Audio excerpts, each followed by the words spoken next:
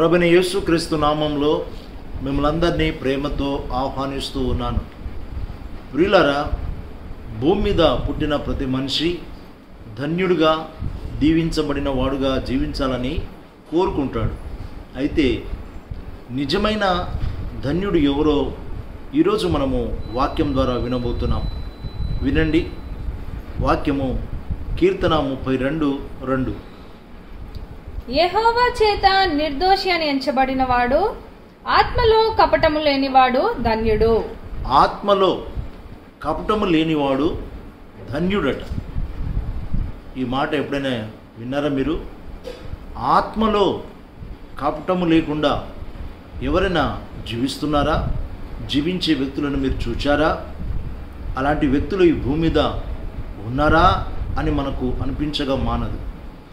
దీని విషయంలో స్వయాన యేసుక్రీస్తు ప్రభువారే సాక్ష్యం ఇచ్చారు. యోహాను సువార్త 1:46 ఈ మాటలు వ్రాయబడ్డాయి.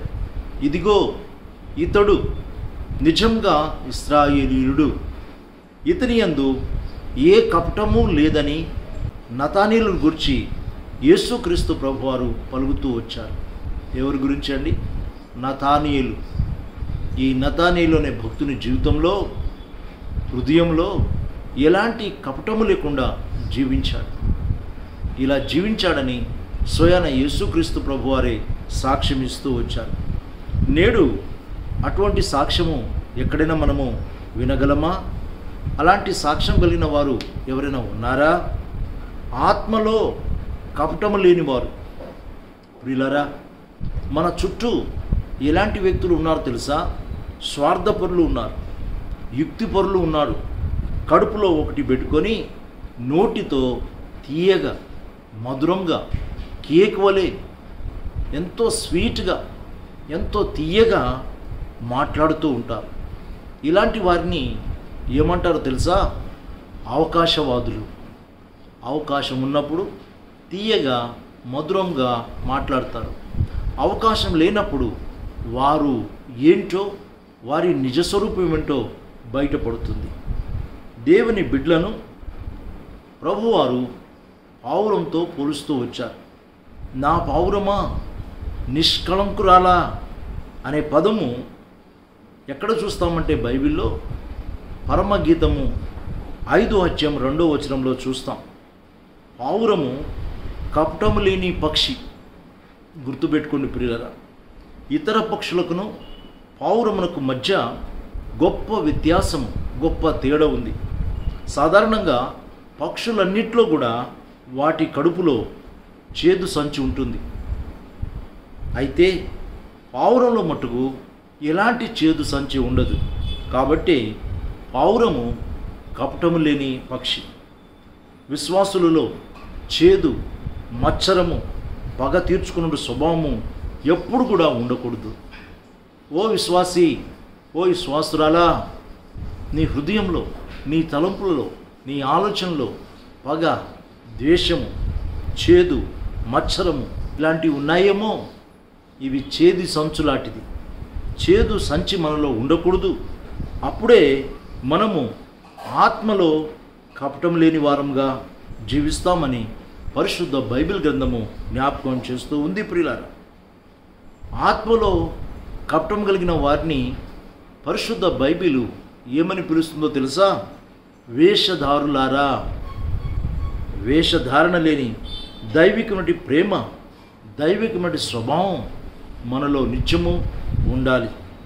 అప్పుడే మనము దేవుని బిడలంగా, దేవుని శ్వాసులుగా, దేవుని జనాంగంగా ఈ ప్రపంచంలో మనము దేవుని మహిమపరుస్తాం. ఈ ప్రేమలో మనం ఎప్పుడు కూడా జీవించాలి. ఈ ప్రేమతో మనం అలంకరించుకోవాలి. ఈ ప్రేమతో మనం జీవించినప్పుడు ధన్యులుగా పిలువబడతాం. ప్రియులారా, గమనించండి, మనలో ఎలాంటి చేదు సంచులు ఉన్నాయేమో, దేవునికి ఇష్టం లేనివి ఉన్నట్లయితే వాక్యం విన్నప్పుడే మనం సరి చేసుకోవాలి. కీర్తన 32:2 చాలా చక్కని మాటలు వ్రాయబడ్డాయి. ఆత్మలో కపటము లేనివాడు ధన్యుడు అనే మాట మనం చూస్తాం. అలాగే ఆత్మలో కపటముతో ఉన్నవారు ధన్యులు కాలేరు. కనుక కపటమైన వేషధారణ నటించే జీవితం ఉన్నట్లయితే ఈరోజే వాటి నుండి విడుదల మాకు దయచేయమని దేవుని అడగండి. దేవుడు తప్పకుండా మీకు విడుదలనిస్తాడు. ఈరోజు మనము వాగ్దాన వాక్యం ఇందమ్మా. కీర్తనల గ్రంథము 34వ అధ్యాయము 13వ వచనము.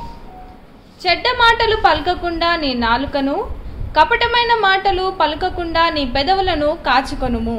నాలుకను పెదవులను మనం ఏం చేయాలట? కాచుకోవాలట. అనగా భద్రంగా ఉంచుకోవాలి, అదుపులో ఉంచుకోవాలి.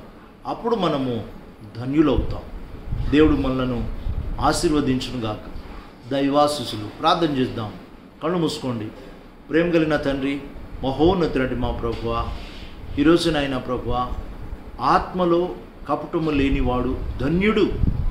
ఈ భూమి మీద మమ్మల్ని పుట్టించింది ధన్యకరమైన జీవితము జీవించడానికే. యేసుక్రీస్తు ప్రభునందు విశ్వాసం ఉంచిన ద్వారా మాకు ధన్యకరమైన జీవితము దొరుకుతుంది, లభిస్తుంది నాయన. ధన్యకరమైన ఈ జీవితంలో కపటము, వేషధారణ, పగ తీర్చుకున్నట ఉన్నట్లయితే నాయన ప్రభువా, వాక్యం వింటున్నప్పుడే సరిచేయబడటానికి సహాయం చేయండి. ఒప్పుకొని విడిచిపెట్టడానికి సహాయం చేయండి. మీకు మహిమకరంగా ఆత్మలో కపటం లేని వారుగా జీవించడానికి, పావురములే నిష్కళంకులుగా జీవించడానికి సహాయం చేయమని యేసు ప్రభు పేరిట ప్రార్థిస్తున్నాం తండ్రి. ఆమేన్.